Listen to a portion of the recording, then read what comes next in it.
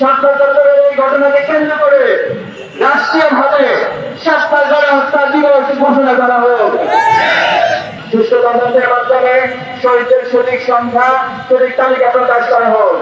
একাত্ম হয়ে এই আলোচনা আমাদের উপর ঘুমন্ত সাধারণের উপর যে ভারতীয় হত্যাযজ্ঞ চালিয়েছিল, সেদিন আপনাদের নিঃসন্দেহে মনে আছে।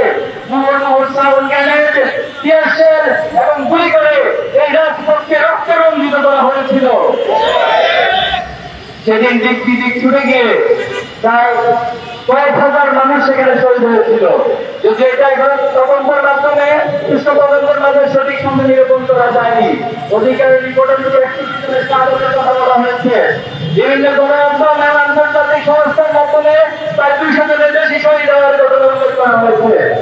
আমরা বলতে চাই এই শাহাদাতের পথ বাড়ি দিয়ে আজকে ২০২৫ সালে যে জায়গায় এসে আমরা দাঁড়িয়েছি, আমরা বলতে চাই এই ৭৭ গণহত্যার বিচার অবশ্যই করতে হবে।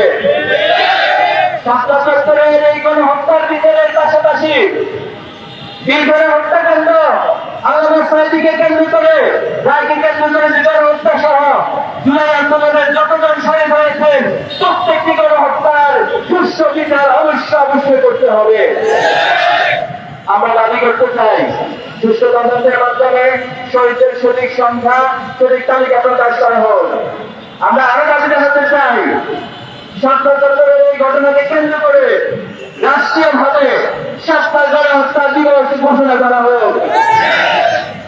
সংগ্রামী উপস্থিতি, বাংলাদেশের আলোচনাদেরকে ইসলাম ভিত্তিক একটি শ্রেণী সবসময় নিয়ন্ত্রণের বাইরে হিসেবে তারা বয়ানে দাঁড় করানোর চেষ্টা করে।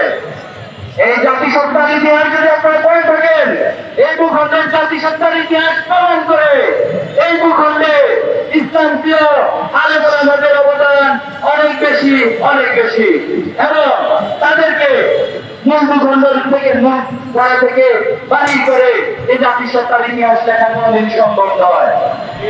সংগ্রামের উপস্থিতি, ২০২৪ সালে জুলাই আগস্টের যে আন্দোলনের পর আমরা একটি ফ্যাসিস্ট মুক্ত বাংলাদেশ গড়ার স্বপ্ন দেখেছি।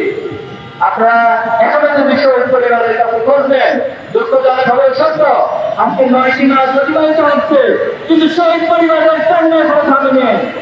আমাদের আহত মহিলা এখনো পর্যন্ত অনেকে হসপিটালে আহত অবস্থায় কাটাচ্ছেন। শহীদ পরিবারগুলো এখনো বিচারহীনতার মধ্যে দিয়ে যাচ্ছে, তারা এখন বিচার দাবি করছে। দুঃখজনক হবে সত্য, অনেক আসামি যারা গণহত্যার সাথে সম্পৃক্ত ছিল, তারা আমাদের শহীদ পরিবারদেরকে বিভিন্ন হুমকি ধামকি দেওয়ার চেষ্টা করে মামলা প্রত্যাহারের জন্য তারা হুমকি দিচ্ছে। সংগ্রামী উপস্থিতি, আজকে যারা সরকারে বসে আছেন, যারা প্রশাসনে আছেন, আপনারা অবশ্যই এই গণহত্যার সুষ্ঠু বিচার আপনাদেরকে করতে হবে।